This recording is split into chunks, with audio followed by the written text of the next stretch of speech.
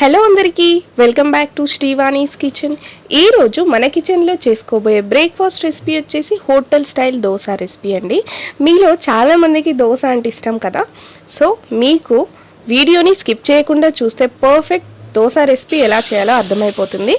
So skip చేయకుండా చూసేయండి. And మీలో ఇంకెవరైనా మన ఛానల్ని సబ్స్క్రైబ్ చేసుకున్నట్లయితే so please do subscribe. And మీకు ఈ వీడియోని లాస్ట్ వరకు చూస్తే గోల్డెన్ ఆ దోశకి కింద వస్తుంది కదా కలర్, గోల్డెన్ కలర్, అది ఎట్లా రావాలో నేను చెప్తాను. సో ఖచ్చితంగా మీరు చేసేస్తారు. సో స్కిప్ చేయకుండా వీడియోని చూసేయండి. ఇప్పుడు ఒక 1.5 కప్ ఆఫ్ మినపప్పు తీసేసుకోండి. 1.5 కప్కి 2 కప్పుల బియ్యం తీసుకోండి. మీరు ఏ బియ్యం అయినా తీసేసుకోవచ్చు. అండ్ కొద్దిగా శనగపప్పు అండ్ 1.5 కప్ ఆఫ్ దొడ్డటుకులు ఉంటాయి కదా, అవి వేసేసుకోండి. అండ్ కొద్దిగా మెంతులు వేసేసుకోండి. అండ్ ఇక్కడ నేను చూపించినట్టు ఆ స్పూన్తో 2 స్పూన్ల పెసరపప్పు ఉంటుంది కదా, అది వేసేసుకోండి. దాంతో ఏంటంటే మనకి దోశలు అనేవి చాలా చాలా క్రిస్పీగా వస్తాయండి. సో స్కిప్ చేయకుండా వేసేసుకోండి.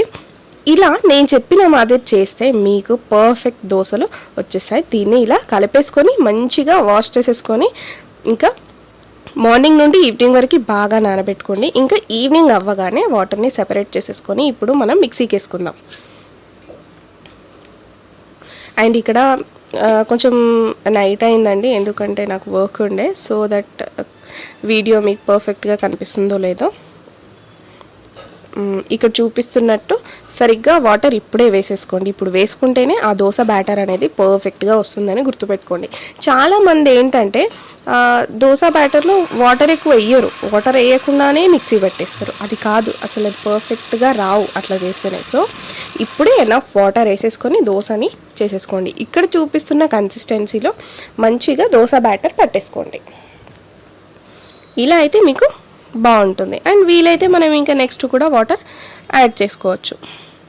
అండ్ ఇక్కడ నేను చూపిస్తున్నట్టు అంతా ఇలానే మంచిగా పట్టేసుకోండి. అండ్ ఇప్పుడే తగినంత ఉప్పు కూడా వేసేసుకోండి. 2 స్పూన్ల ఉప్పు ఖచ్చితంగా దీనికి పడుతుందండి. సో ఆ ఉప్పు తప్పకుండా వేసుకోవాలి. సో అట్లా వేస్తే మనకి ఫర్మెంటేషన్ కూడా తొందరగా అయిపోతుంది. దోశలు కూడా సాఫ్ట్గా, స్పాంజీగా, క్రిస్పీగా వస్తాయి. మనకి ఎట్లా కావాలంటే అట్లా వచ్చేస్తాయి. అండ్ మార్నింగ్ లేచి చూడగానే ఇక్కడ చూస్తున్నారు కదా ఎంత పర్ఫెక్ట్గా మనకి దోశ అనేది దోశ పిండి పులిసిందో. ఇక్కడ చూస్తున్నారు కదా, వావ్, చాలా చాలా బాగా వచ్చింది.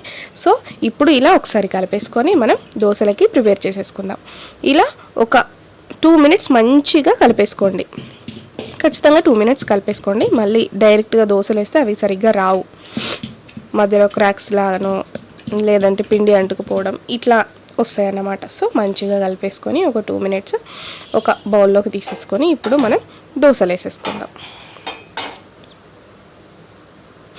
అండ్ మీకు దోశలు పర్ఫెక్ట్గా రావాలంటే నేను టిప్ చెప్తా అని చెప్పాను కదా, అయితే ఆ దోశ ప్యాన్కి ఫస్ట్ ఏం చేస్తారంటే ఆయిల్ కొద్దిగా ఆనియన్తో బాగా మంచిగా ఇలా స్క్రబ్ చేయండి, మంచిగా అంతా రుద్దండి. దాని తర్వాత అది ప్యాన్ హీట్గా ఉన్నప్పుడే దాని మీద వాటర్ వేసేయండి. చల్లటి నీళ్ళు వేసేసి ఒక 2 టైమ్స్ ఇలా వాటర్ జీలకర్ర ఇచ్చేసి ఒక కాటన్ క్లాత్తో తుడిసేయండి. అప్పుడు మళ్ళీ దోశ వేయండి. మీకు ఎట్లా వస్తుందో నాకు మీరు చేసినప్పుడు కామెంట్ సెక్షన్లో కామెంట్ చేసేయండి. చాలా చాలా పర్ఫెక్ట్గా వస్తుంది. హోటల్లో అట్నే చేస్తారు కదా, సో ఒక్కసారి మీరు కూడా ట్రై చేయండి. అండ్ ఇట్లానే కాదు, కలర్ రావాలంటే మాత్రం ఖచ్చితంగా నేను చెప్పిన ఇంగ్రీడియంట్స్ అయితే ఖచ్చితంగా వేసుకోవాల్సిందే. అండ్ దోశ అతుక్కోకుండా పర్ఫెక్ట్గా రావాలంటే ఇలా నేను చెప్పినట్టు చేయండి. సో దట్ మీకు పర్ఫెక్ట్గా దోశ వస్తుంది. ఇక్కడ చూస్తున్నారు కదా, అసలు దోశ అయితే నెక్స్ట్ లెవెల్ వచ్చింది, మీరు చూడొచ్చు.